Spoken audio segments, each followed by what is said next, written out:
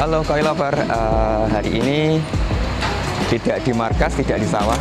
Ya, kali ini kita ada di sebuah rest area Kota Pati, Jawa Tengah.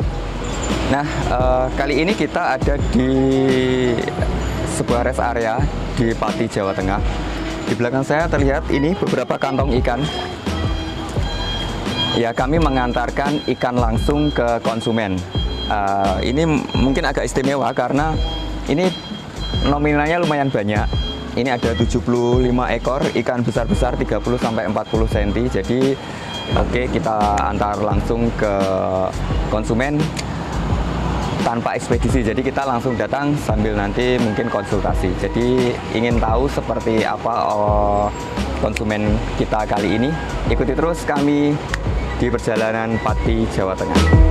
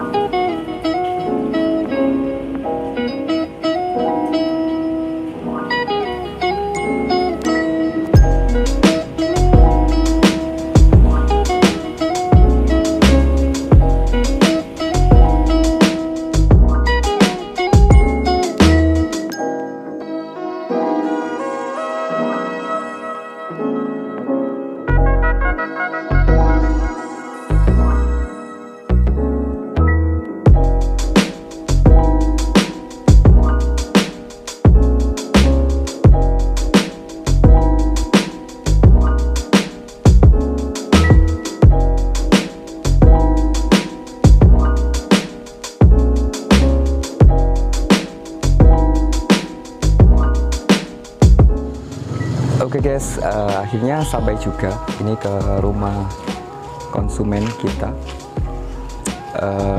Ini dia rumahnya. Coba nanti kita masuk ke dalam kolamnya seperti apa. Ada sih persiapan kolam di luar itu masih dalam proses pembangunan. Tapi yang di dalam juga ada. Coba nanti kita lihat seperti apa kolamnya. Ini rumah beliau. Coba nanti kita masuk seperti apa.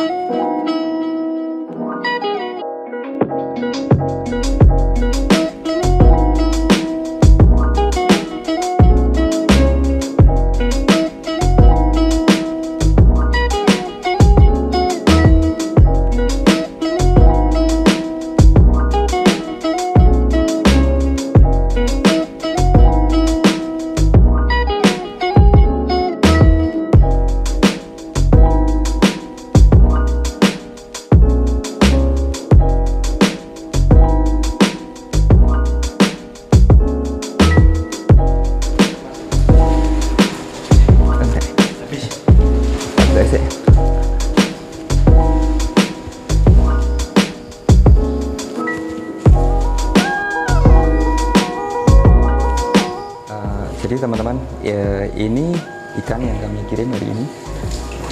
Ini diapungkan di kolam. Kolam ini ukuran sekitar 2 meter kali 2,5.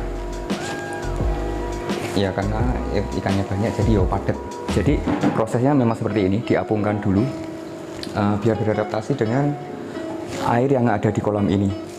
Jadi ini kan suhunya dari mobil tadi kan mungkin agak panas atau gimana, terus ya, yang jelas tidak sama dengan air yang ada di kolam ini karena koi itu termasuk ikan yang sensitif, jadi nggak bisa langsung masuk, nanti akan stres.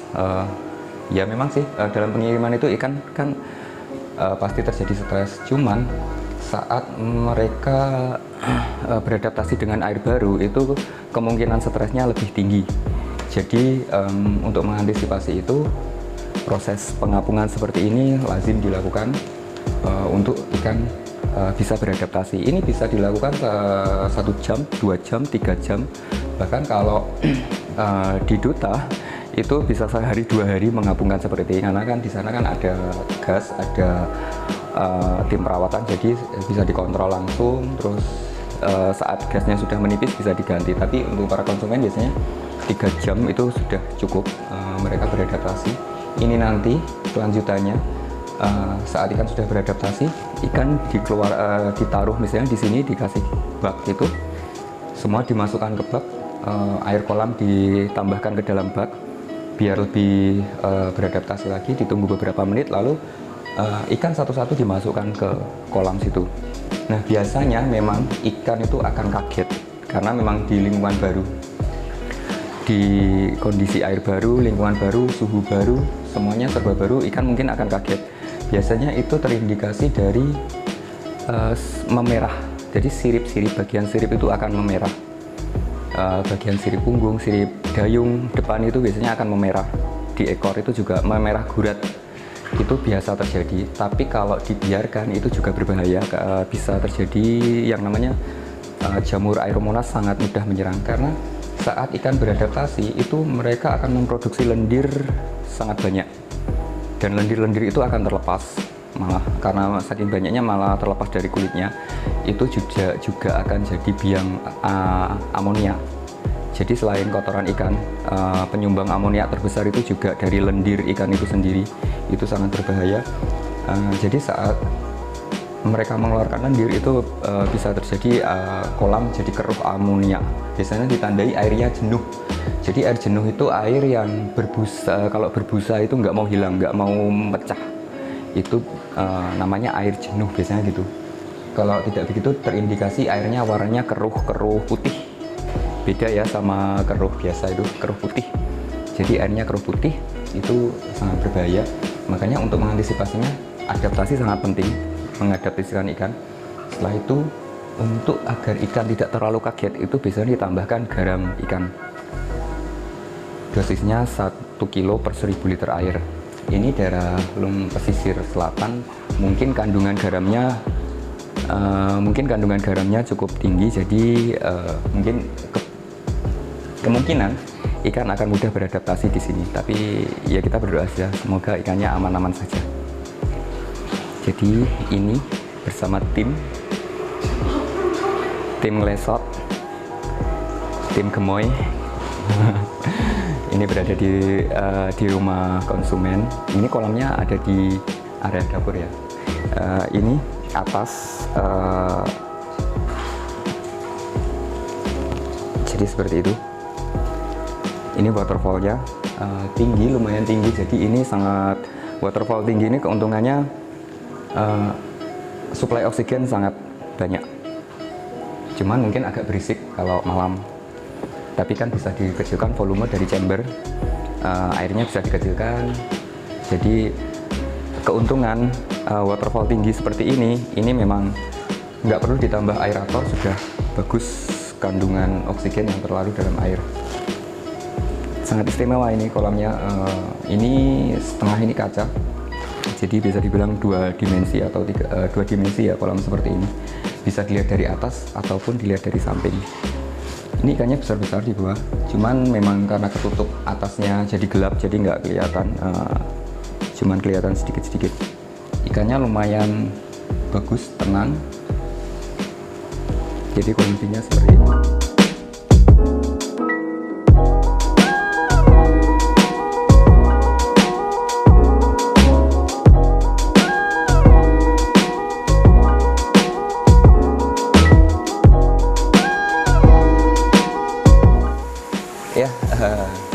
Itulah video perjalanan kami menuju Pati, Jawa Tengah, yaitu ke Desa Bajumulyo, Kecamatan Juwana, Pati, Jawa Tengah ya. Kami berangkat malam hari, terus nyampe sana itu pagi. Kami sempat istirahat di rest area juga. Setelah itu melanjutkan perjalanan, kami nyampe ke rumah tujuan itu sekitar pagi jam 7 atau jam 6 kemarin. Kami disambut hangat oleh tuan rumah, yaitu Bapak Iron. Terima kasih Bapak Iron. Disambut hangat, kami ngobrol tentang koi, banyak diskusi. Kami juga dijamu dengan sangat baik. Kami sangat terima kasih. Perjalanan kami jadi menyenangkan. Jadi di sana itu sentranya ikan laut. Jadi di sana itu banyak pengusaha kapal, para bos-bos ikan laut itu di sana banyak. Memang katanya di sana itu sentranya ikan laut terbesar se-Indonesia. Jadi di daerah sana itu banyak tambak, kayak udang atau apa itu, bandeng itu banyak sekali. Air di sana rata-rata agak asin ya, atau payau. Kami waktu di rest area itu sempat merasakan airnya itu asin, air payau. Tapi menurut saya itu air payau itu masih bisa untuk hidup ikan karena PPT-nya masih dalam batas aman ya, termasuk rendah.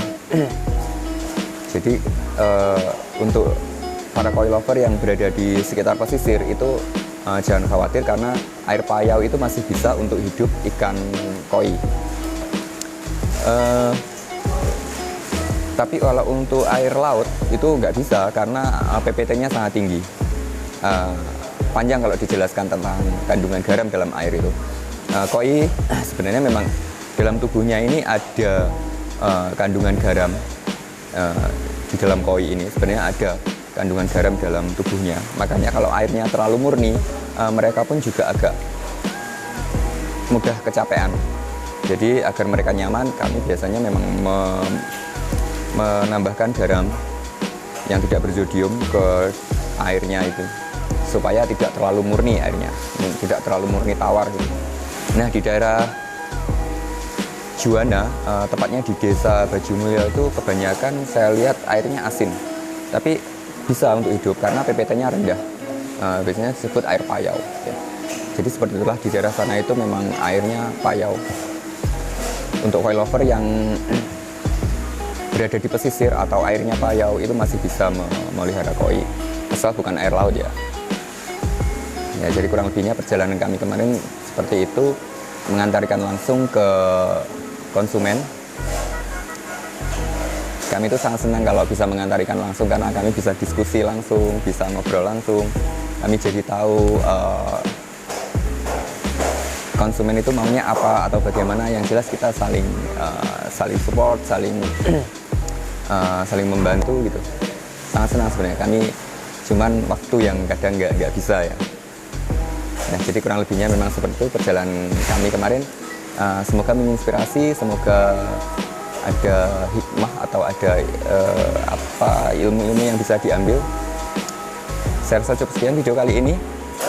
Salam dari Blitar, salam dari Duta Koi, salam koi lover semuanya. Bye.